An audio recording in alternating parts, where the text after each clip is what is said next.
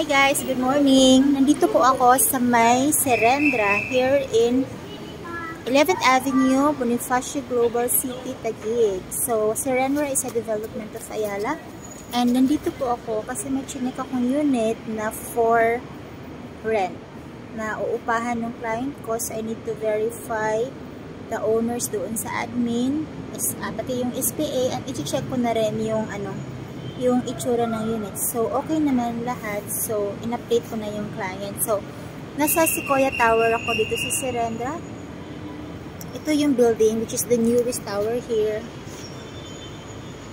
And then, ipakita ko sa'yo yung, yung quick view lang dito. So, there's the swimming pool. Very nice lap pool. Napakaganda.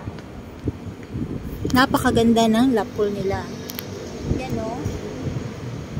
And then, there are towers there. Okay, so, nakaka-candy ako guys. Sorry. May nginunguya ako, nakaka-candy ako. So, that's the other towers dito. Yan, no? So, maglalakad lang ako later papunta dun sa office na pupuntahan lagi ng client ko kasi kailangan kong i-check kung gaano siya kalayo mula dito, and then after that pupunta naman ako dun sa bangko. May tatanong ako regarding sa pagpapadala ng payment niya.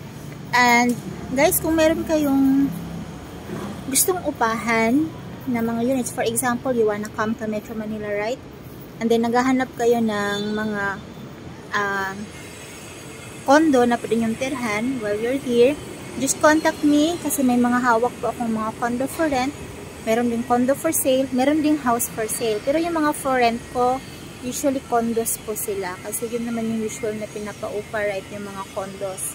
So just contact me, nandito po yung information ko sa description, and also kung may mga pinapa-upahan also kayong mga condo or binibenta na property, especially kung nasa Metro Manila yung mga yun, please contact me para po matulungan ko kayo. So, yan lang po muna and have a good day.